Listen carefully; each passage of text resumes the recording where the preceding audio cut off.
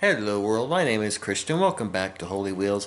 And today we're going to be talking about anointing oil. What is it? What's the history of it?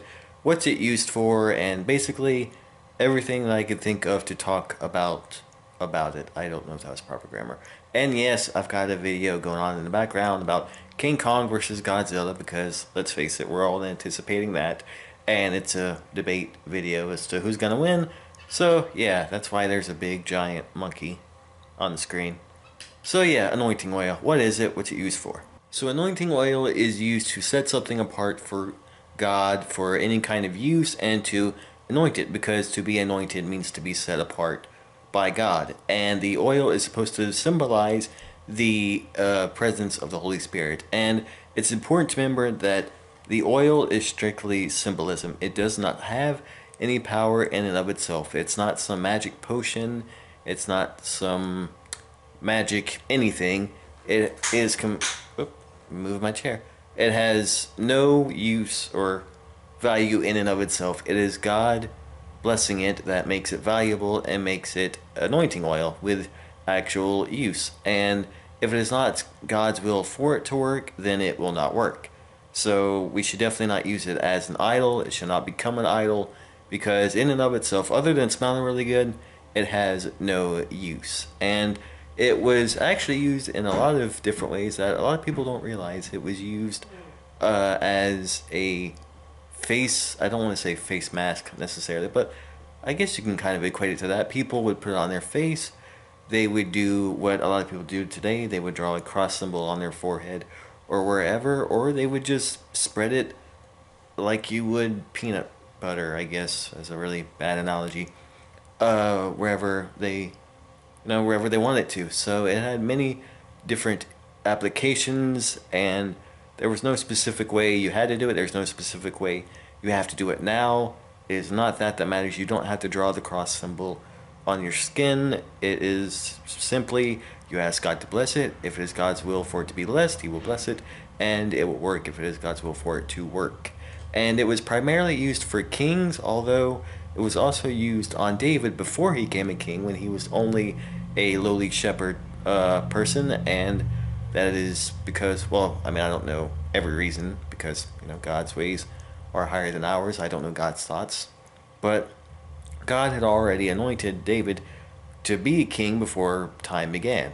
That's how, that's how this works. So he already anointed David to be king. So yeah, they used anointing oil on him, and it is used a lot throughout the Old Testament to anoint certain objects to be used in the temple for God and to worship Him and things like that. And is also used in the New Testament. It is said that when someone is sick, to anoint their head with oil and pray over them. So it still has uses today. We can still use it today. There's nothing wrong with using it in and of itself, just as long as it...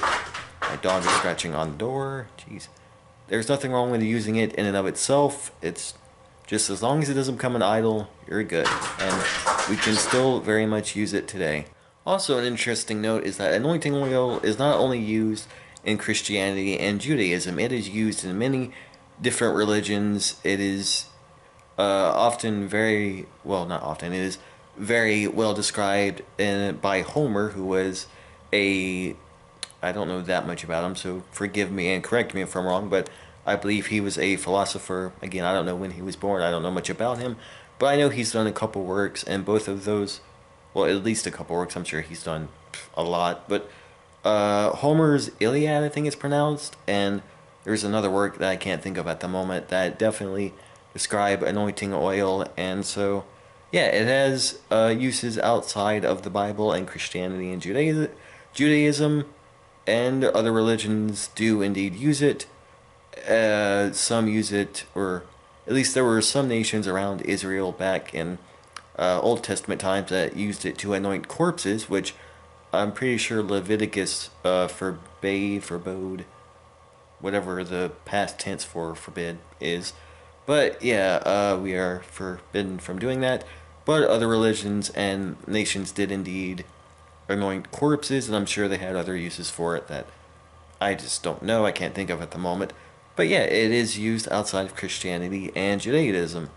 And I haven't used it all that much, only because I haven't had access to it all that much, but I definitely find it helpful. Again, it what was I gonna say? But yeah, I definitely find it helpful. But you got to remember, it's all about God blessing it and God using it, and for His will, and it's all about the heart behind it. If you believe that God is going to work through it, then just as with everything else, He will likely work through it if it is His will. But if you have no belief that the oil is going to work beyond uh, the oil having some kind of magical properties, and it's not going to work because it doesn't have that. It's just oil. It's just liquid. So it's important to keep a what's the word? A God-filled heart. Let's go with that. A God-filled heart behind it when using it, and remembering that God is the source of power behind it. It has no use. I've said this a million times, but I'm repetitive. It's just a common thing on this channel. It has no use beyond smelling good unless God blesses it. So yeah, that's pretty much all I can think to say.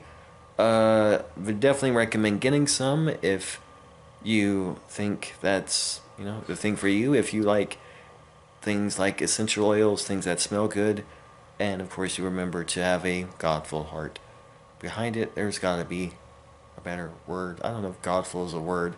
God-filled, I guess, would be a better word. But yeah, I would definitely recommend getting it if you want and you like things that smell good, like essential oils. And it definitely helps me. I have, as you guys know, I have some mental illnesses and issues, and something that really helps me is things that smell good. So essential oils and anointing oil definitely help me more than a lot of things because of the smell. So yeah, and they have so many different kinds of I'm gonna say essential oils, of anointing oils with different plants mixed in that do different things.